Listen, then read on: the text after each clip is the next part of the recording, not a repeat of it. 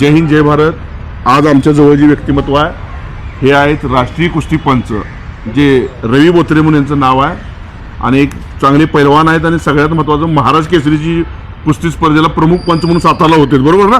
सातारा आणि कर्जतला होता. दोन ठिकाणी. मग आता मागच्या 3 वर्षापासून ज्या महाराष्ट्र केसरी स्पर्धा व्हायला लागल्यात त्या स्पर्धेत तुम्ही आता एक शब्द मला बोलता बोलला, तो शब्द मला जरा खटकला की त्या पैलवानांना महाराष्ट्र केसरी होऊन सुद्धा प्रमाणपत्र किंवा महाराष्ट्र शासनाची कुठली फॅसिलिटी मिळत नाही असं तुम्ही म्हणला. हे खरं आहे का? खरं आहे ना. हां महाराष्ट्र केसरी 2 व्हायला लागल्या. हां त्यापूर्वी महाराष्ट्र केसरीवाल्यांना मान होता. हां आता काय झालंय की 2 महाराष्ट्र केसरी झाल्यात. हां निवेदकांना पुकारताना इथे झाला तिथे झाला हे सांगायला लागते. हां. पण त्यामध्ये महाराष्ट्र केसरी सोडून द्या तुम्ही, हां परंतु जे खालच्या गटाची मुलं हां. आहेत त्यांचं फार मोठं वाटलं झालेलं आहे. काय झालं? कारण हां. की महाराष्ट्र शासनाकडून ह्या लोकांना जी शिष्यवृत्ती मिळती हां किंवा स्पर्धा नंबर बसल्यानंतर शिष्यवृत्ती मिळती, त्यांची सर्टिफिकेट नोकरीसाठी ग्राह्य धरली जाते. बरोबर. 5% कोट्यातून त्यांना नोकरीसाठी राखीव कोटा दिला जातो. हां. तो मिळत नाही. आता मिळत नाही? नाही मिळत. का तर कोणाची प्रमाणपत्र ग्राह्य धरायची हा शासनापुढे प्रश्न आहे. आणि ह्या दोन्ही संघटना मॅटवरच्या 2 संघटना आहेत, महाराष्ट्र कुस्तीगीर संघ आणि महाराष्ट्र कुस्तीगीर परिषद, ह्यांची केस हायकोर्टात चालू असल्यामुळे शासनाला प्रश्न पडलेला आहे की सर्टिफिकेट ग्राह्य कोणाच धरायची. बरं. उद्या जर केसचा निकाल उलटा लागला तर ही जी नोकरी मुलं लागलेली आहेत त्यांना काढून टाकायला लागेल. होय. त्यामुळं हे जो वाद मिटत नाही हां तोपर्यंत महाराष्ट्र केसरी जाऊ द्या, म्हणजे खालच्या तळाचे पैलवान आहे ह्यांच्यावर मोठा अन्याय होतोय की आज नोकरीला लागण्यासाठी त्यांना ते एकमेव तेवढं मार्ग आहे. दुसरा पैलवानांना कुठलाही मार्ग नाही. नॅशनलला खेळणे, राज्यस्तरीय कुस्ती स्पर्धेत खेळणे, सर्टिफिकेट मिळवणे आणि त्या सर्टिफिकेटचा फायदा घेऊन शासनाच्या स्कीम आहेत, योजना आहेत तिथं कामाला लागले. परंतु हे 3 वर्षात आपला एकही खेळाडू कामाला लागलेला नाही. पुरस्कार देताना सुद्धा महाराष्ट्र शासनाला सुद्धा विचार करायला लागतोय की शिवछत्रपती क्रीडा पुरस्कार असतो, तो पुरस्कार देताना द्यायचा कुणाला, तिथं कुणाची सर्टिफिकेट धरायची विचार करायला लागतोय. कारण दोन्ही संघाची सर्टिफिकेट जातात, दोन्ही संघ ती जाऊन सांगणार आम्ही अधिकृत आहेत. आणि मग ही कोर्टामध्ये दावा दाखल असल्यामुळे शासन निर्णय घेत नाही. जोपर्यंत हा दावा चालू आहे तोपर्यंत महाराष्ट्र केसरी हा फार गौण विषय सर. तुम्ही महाराष्ट्र केसरीमध्ये पण त्यापेक्षा सुद्धा आमच्या खालच्या लेवलची मुलं आहेत त्यांचा फार मोठा इथं त्यांचा अन्याय होतोय आणि हा कुठेतरी थांबला पाहिजे. सगळ्यांनी शासन दरबारी जाऊन हा वाद मिटवला पाहिजे. हे बोलणं फार हृदयाला लागणारं बोलणं आहे. प्लीज हे पैलवान महाराष्ट्र केसरीचे वरिष्ठ पैलवान आहेत, चंद्रराव पाटील पैलवान असू द्यात, आमचे मुरल्यांना असू द्यात, भोंडवे वसत असू द्यात किंवा कोणी असू दे, महाराष्ट्रातलं अध्यक्षपद असू दे किंवा उपाध्यक्ष असू दे, सचिव असू दे, यांनी एकत्र या आणि हा मार्ग काढा. कारण पोरांचं नुकसान व्हायला लागलंय. कारण महाराष्ट्र केसरी गदा घेणारा पैलवान आहे तो ऑटोमॅटिक मोठा होतो एकटाच, पण बाकीचे चॅम्पियन होणार यांचं काय? मग ह्या पोरांचं नुकसान होतं. हीच पोरं महत्वाची आहेत कारण त्यांचं वजन कमी असतंय. त्यांनी काय करायचं? हे वस्त्रांचं बोलणं फार महत्वाचं आहे, याच्यावर चिंतन करा. सर आम्ही आज एक कुस्ती सेंटर चालवतोय. ज्यावेळी महाराष्ट्र केसरीच्या 2 स्पर्धा डिक्लेअर होत्यात त्यावेळी कोच म्हणून आम्हाला प्रश्न पडतो की आमची मुलं नेमकं खेळवायची कुठं? बरोबर. अधिकृत संघटना कोणती हे डिक्लेअर होत नाही. माती संघटनेला म्हणजे आमच्या अधिकृत, संघ म्हणते आम्ही अधिकृत, परिषद म्हणते आम्ही अधिकृत. मी एका कुस्ती सेंटरचा एक चालक आहे, मी कुस्ती सेंटर चालवतो. पालकांनी ज्यावेळी मला पालक विचारतात की आपण मुलगा खेळवायचा कुठं, आम्हाला प्रश्न पडतोय सर.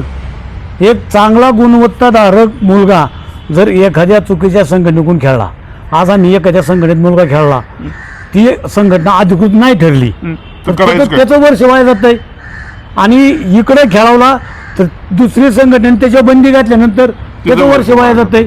म्हणजे माझं या सगळ्या संघटनांना म्हणजे कळकळी विनंती आहे हे कोच म्हणून की तुमचा वाद तुमच्या पैसे राहू द्या. पंच आणि खेळाडू ह्यांना ह्या वादात घेऊ नका की जेणेकरून ज्याची योग्यता आहे, ज्याची पात्रता आहे, त्याची गुणवत्ता एकच व्हायला पाहिजे. एक तर व्हायला पाहिजेच, हे तर 100% खरं आहे. एकच व्हायला पाहिजे महाराष्ट्र केसरी, त्यातून सगळ्याला न्याय मिळणार आहे. पंच असू द्या, खेळाडू असू द्या, कोच असू द्या, त्यांना एक मार्ग दिसेल ना. आज जर 2-2 महिन्यांनी मागे पोरण तयारी कशी करायची, बरोबर आहे. कशी करायची तयारी, ही खेळली की ती खेळायची, ती खेळली की ती खेळायची, त्यातली अधिकृत कोणती, कोण कोणावर बंदी घालतोय, पोरांनी मार्ग कोणता निवडायचा. बरोबर आहे. त्यामुळं हा महाराष्ट्रात जो गोळ चाललाय, त्यामुळं कुस्ती कमी होत चालली, कुस्ती वाढत नाही. आज कुस्ती महाराष्ट्राला कुस्तीला देणारे फार आहेत. आज महाराष्ट्र केसरीला तुम्ही पाहताय, सासवडवाल्यांनी आज थार गाडी ठेवली, ह्यांनी फॉर्च्युनर ठेवली, आज पुन्हा रोहितदादा पवारांची महाराष्ट्र केसरी होती, ते काहीतरी वेगळे ठेवत्याल. म्हणजे आज एवढा पैसा महाराष्ट्र गई एकत्र आली पाहिजे, एकत्र आली पाहिजेत. आणि ह्या सगळ्या पैशातून खऱ्या अर्थाने कुस्तीचा पोरांचा विकास झाला पाहिजे, ही फार महत्वाचं आहे. मी वरिष्ठ पदाधिकाऱ्यांना किंवा वरिष्ठ आज पैलवान मंडळी आहे यांना विनंती करतो की तुम्ही विचार करा. चंद्रकांत पाटील उपोषणाला बसणार म्हणले, ते पैलवान मोठे आहेत, डबल महाराष्ट्र केसरी आहेत, ती व्यक्ती म्हणते. आणि जो आमचा भारतीय शैली कुस्तीगीर संघ आहे, जो माती गटात आता कुस्त्या घेतोय, ही सुद्धा तुमच्या संघ बोलायला तयार आहे. त्यामुळे ह्यांचं आता तयारी झालेली आहे. राहिली आता दोघा तिघांची, त्या तिघांनी एकत्र या आणि हे म्हणतात अशा पद्धतीने आपण एक घेऊया. आमच्या पंचांचं सुद्धा म्हणणं आहे की एकत्र यावी, एकत्र व्हायला पाहिजे. आज पंच सगळ्या पंचांनी एकत्र जर तुम्ही आला, मानधन कसं मिळणार? आम्ही नाही, आमचं मानधनाचा प्रश्न, आम्हाला किती मानधन मिळते सर? मानधन हे पंचांना फार कमी मिळते. मी मजेत विचारतोय. नाही, बरोबर आहे सर तुमचं. कुठलाही पंच मानधनाकरता काम करीत नाही. एक त्याला कुस्तीची आवड असती, त्याला कुस्तीचं ज्ञान असतं आणि आपल्या ज्ञानातून चांगलं काहीतरी घडावं, त्यामुळे तो काम करतो की कुणावर अन्याय होऊ नये. बरोबर. परंतु मी काल स्वतः चंद्र पाटलांना फोन केला की सर, जे महाराष्ट्रातले पंच म्हणून आहेत, मी स्वतः वरिष्ठ पंच आहे, मी 2 महाराष्ट्र केसरीला शेवटी पंचाचं काम केलंय. आज 22 वर्ष मी पंचाचं काम करतोय. 2003 पासून यवतमाळला मी पहिली महाराष्ट्र केसरीला पंच म्हणून काम केलं. आज कंटिन्यू पंच म्हणून काम करतोय. मी चंद्रदादांना फोन केला की सगळ्या पंचांचा तुम्हाला पाठिंबा आहे, एकच महाराष्ट्र केसरी व्हावी. आज आमचे पंच सुद्धा तिकडे निम्मे आहेत, इकडे निम्मे आहेत, इकडे निम्मे आहेत. जे काही एकत्र येऊन काम करण्याची एक मजा होती ती आज राहिलेली नाही. तिकडे सुद्धा आमचेच माव म्हणतात, इकडे आमचेच मित्रमंडळी आहेत आणि मग ते चुकीचं होतंय. बरोबर आहे. आणि चुकीचे पंच विभागल्यामुळं जे काही वाद होतात ते थोडंसं ह्या गडबाजीतून ह्यातून एक चांगला पंच तिथं पंचाच्या कुस्तीला जात नाही, तिथं मुलांचा अन्याय होतो. तर सगळे पंच चांगले एकत्र आले तर कुठेही कुस्तीला गालबोट लागणार नाही.